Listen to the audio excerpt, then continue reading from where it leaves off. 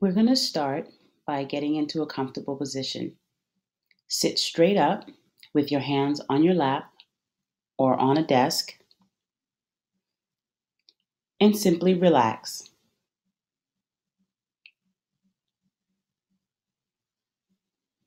Take a moment to focus on your in breath and your out breath,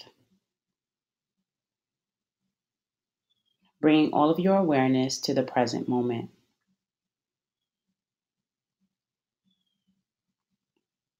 Simply breathe in, hold it for 4 seconds, and then breathe out.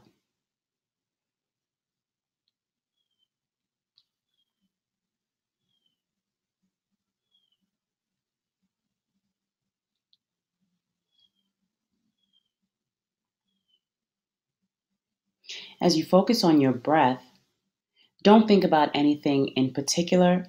Just allow your thoughts to flow as you listen to the sound of my voice. I want you to imagine yourself in the testing room, getting ready to take your exam. Allow any thoughts of anxiety, nervousness, or fear to leave with every out breath.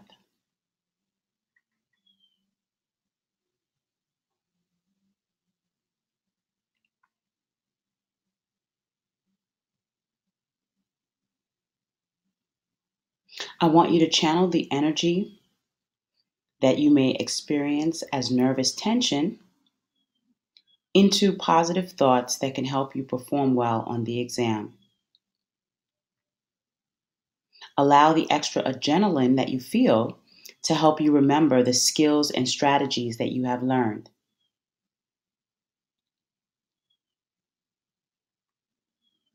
Remind yourself that there is nothing to fear because you are prepared and you have all the tools that you need to be successful on the exam. So instead of anxiety, you feel confident. Imagine opening up your test booklet and looking at the passages. Your mind is clear, you are focused, and not distracted by any stray thoughts. You are able to determine the strategy that you will use for responding to the multiple choice passages. And you are confident in your ability to read and understand the thesis, the claims, the premises, and the level of diction used by the rhetor to make his or her point, because you are a deep thinker and a critical reader. As you begin the multiple choice, you are confident in your answers because you know you have read the passages critically and can trust your instincts for the correct answer. The wrong answers are obvious to you.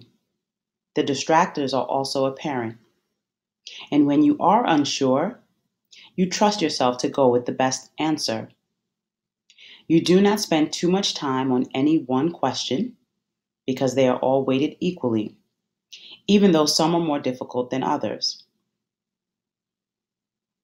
Picture yourself moving at a fair pace through the multiple choice questions, confidently responding to questions that are easy, thinking critically about the ones that may be a bit more challenging, and taking your best educated guess at those you cannot answer or may draw a blank on.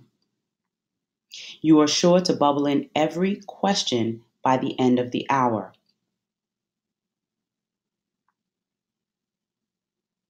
At the end of the multiple choice section, you take a deep cleansing breath and you go into your 10-minute break feeling confident that you have done your best in the first section.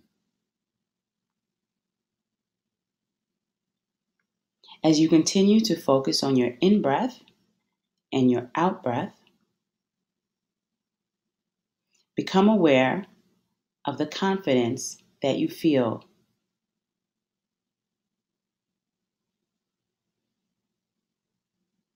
Again, allow this confidence that comes from preparation to surround you.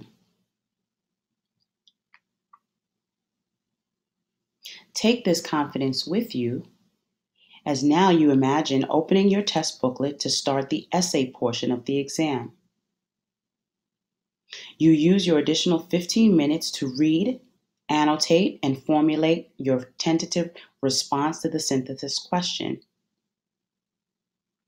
You pre-write your outline, and you use the remaining time well to compose your essay, being sure to address the prompt thoughtfully in a logical, systematic, and sophisticated writing style.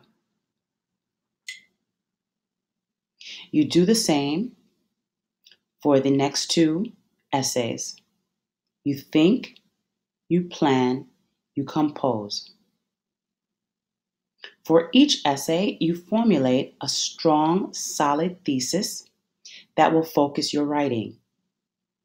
Every sentence on the page is in support of your thesis.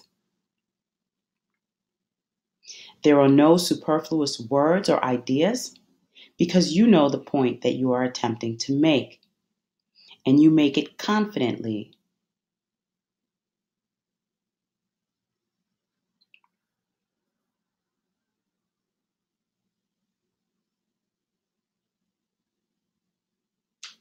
As you compose, you rely on your knowledge from your reading, television, radio, other courses, experience, and observation.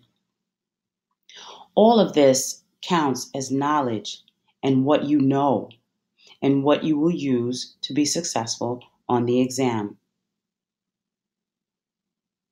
As you read the rhetorical analysis section, you will recall, just as you did during the multiple choice section, all of the effective communication skills and devices, strategies that the rhetor uses to make his or her point. You will notice the way he or she establishes credibility, creates emotions in the audience, or appeals to the audience's desires. You will notice the use of repetition, formal or informal vocabulary, asking questions that do not require answers, or bringing up a counter argument with the intention of refuting it.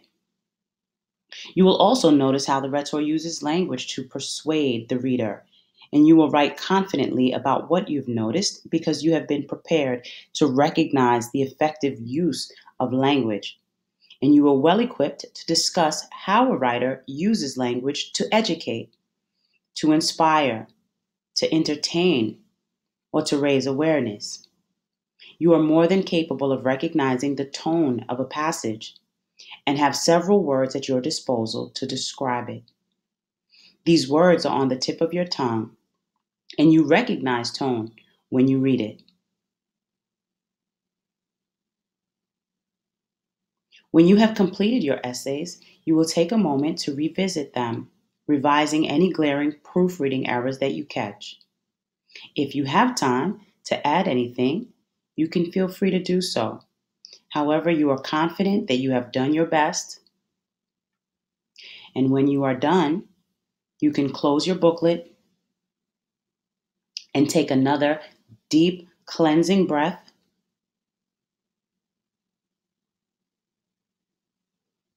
knowing that you have completed your AP Language and Composition exam. Keep your eyes closed and continue to focus on your in-breath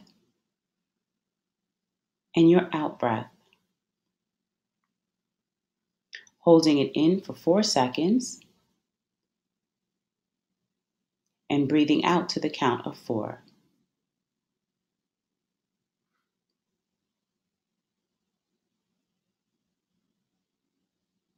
As you breathe out, allow any residual nervousness or anxiety leave you with every out-breath. Breathe in the confidence that you need, the confidence that you should have based on your preparation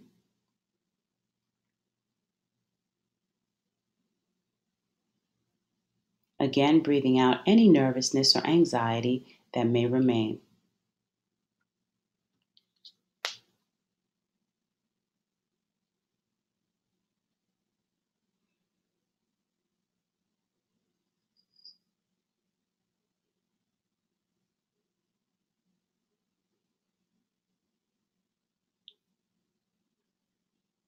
As you come to your last in breath and out breath rotation, keep in mind that you have all the tools that you need to be successful.